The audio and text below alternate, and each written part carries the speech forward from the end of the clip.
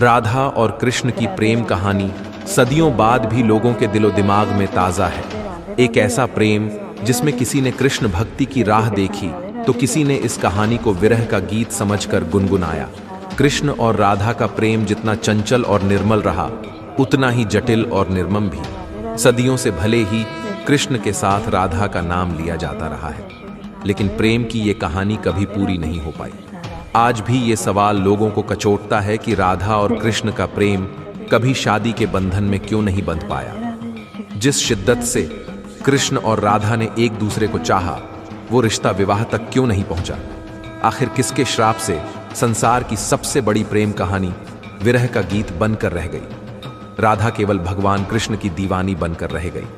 यह बात तो सोचने पर मजबूर करती है। राधा कृष्ण का विवाह क्यों नहीं हुआ? क्या आप इसकी वजह जानते हैं? क्या सच में राधा कृष्ण की शादी नहीं हुई? तो चलिए जानते हैं उसका कारण क्या था। वीडियो को बिना स्किप किए ध्यान से सुनना। अगर आप श्री कृष्ण के सच्चे भक्त हैं तो हे प्रभु, जो इस वीडियो को लाइक करके चैनल को सब्सक्राइब करता है, उसकी हर मनोकामना पूर्ण करना। दोस्तों, शास्त्रों में इस संबंध में कई तरह की धारणाएं प्रचलित हैं। कोई कहता है कि राधा कोई और नहीं, श्री कृष्ण का ही एक रूप थी। विद्वान कहते हैं कि स्कंद पुराण में श्री कृष्ण को आत्माराम कहा गया है, अर्थात जो अपनी आत्मा में ही रमण करते हुए आनंदित रहता है, उसे किसी अन्य की आवश्यकता नहीं है। आनंद के लिए उनकी आत्मा तो राधा ही है। अतः राधा और कृष्ण को कभी अलग नहीं कर सकते हो, फिर विवाह होना और बिछड़ने का सवाल ही नहीं उठता। श्री कृष्ण ने ही खुद को दो रूपों में प्रकट किया है। यह भगवान का एक मनोरूप रूप है। पुराणों में उनके इस रूप को रहस्य, आध्यात्म और दर्शन से जोड़कर देखा गया। ब्रह्मवैवर्त पुराण की एक पौराणिक कथा के अनुसार श्री कृष्ण के साथ राधा गोलोक में रहती थी। एक बार उनकी अनुपस्थिति में श्री कृष्ण अपनी दूसरी पत्नी विरजा के साथ घूम रहे थे। तभी राधा आ गई। वे विरजा पर नाराज होकर वहां से चली गई। श्री कृष्ण के सेवक और मित्र श्री दामा को राधा का यह व्यवहार ठीक नहीं लगा और वे राधा को भला बुरा कहने लगे। तभी राधा ने क्रोधित होकर श्री दामा को अगले जन्म में शंखचूड़ नामक राक्षस बनने का श्राप दे दिया। इस पर श्री दामा ने भी उनको पृथ्वी लोक पर मनुष्य रूप में जन्म लेकर 100 वर्ष तक कृष्ण विछोह का श्राप दे दिया। राधा को जब श्राप मिला था, तब श्री कृष्ण ने उनसे कहा था कि तुम्हारा मनुष्य रूप में जन्म तो होगा, लेकिन तुम सदैव मेरे पास रहोगी। यही कारण था कि राधा और श्री कृष्ण का बचपन में विछोह हो गया था। रामचरितमानस के बालकांड के अनुसार एक बार विष्णु जी ने नारद जी के साथ छल किया था। उन्हें खुद का स्वरूप देने के बजाय वानर का स्वरूप दे दिया था। इस कारण वे लक्ष्मी जी के स्वयंवर में हंसी का पात्र बन गए और उनके मन में लक्ष्मी जी से विवाह करने की अभिलाषा दबी की दबी ही रह गई थी। नारद जी को जब इस छल का पता चला तो वे क्रोधित होकर वैकुंठ पहुंचे और भगवान को बहुत भला बुरा कहा और उन्हें पत्नी का वियोग सहना होगा, यह श्राप दिया। नारद जी के इस श्राप की वजह से रामावतार में भगवान रामचंद्र जी को सीता का वियोग सहना पड़ा था और कृष्णावतार में देवी राधा का। अन्य पौराणिक कथाओं के अनुसार राधा श्री कृष्ण से 5 वर्ष बड़ी थी। राधा ने श्री कृष्ण को पहली बार जब देखा था, जबकि उनकी मां यशोदा ने उन्हें ओखल से बांध दिया था। कुछ लोग कहते हैं कि वह पहली बार गोकुल अपने पिता वृषभानु जी के साथ आई थी, तब श्री कृष्ण को पहली बार देखा था। और कुछ विद्वानों के अनुसार संकेत तीर्थ पर पहली बार दोनों की मुलाकात हुई थी। जो भी हो, लेकिन जब राधा ने कृष्ण को देखा तो वह उनके प्रेम में पागल जैसी हो गई थी और कृष्ण भी उन्हें देखकर भावरे हो गए थे। दोनों में प्रेम हो गया था। राधा श्री कृष्ण की मुरली सुनकर बावरी होकर नाचने लगती थी और वह उनसे मिलने के लिए बाहर निकल जाती थी। जब गांव में कृष्ण और राधा के प्रेम की चर्चा चल पड़ी तो राधा के समाज के लोगों ने उसका घर से बाहर निकलना बंद करवा दिया। उधर एक दिन श्री कृष्ण ने माता यशोदा से कहा कि माता, मैं राधा से विवाह करना चाहता हूं। यह सुनकर यशोदा मैया ने कहा कि राधा तुम्हारे लिए ठीक लड़की नहीं है। पहला तो यह कि वह तुमसे 5 साल बड़ी है और दूसरा यह कि उसकी मंगनी यशोदे के भाई रायाण पहले से ही किसी और से हो चुकी है और वह कंस की सेना में है जो अभी युद्ध लड़ने गया है।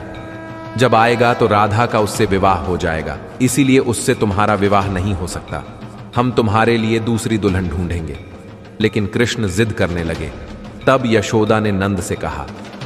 कृष्ण ने नंद की बात भी नहीं मानी। तब नंदा बाब कृष्ण को गर्ग आर्षि के पास ले गए। गर्ग आर्षि ने कृष्ण को समझाया कि तुम्हारा जन्म किसी खास लक्ष्य के लिए हुआ है। इसकी भविष्यवाणी हो चुकी है कि तुम तारणहार हो। इस संसार में तुम धर्म की स्थापना करोगे। तुम्हें इस ग्वालन से विवाह नहीं करना चाहिए। तुम्हारा एक खास लक्ष्य है।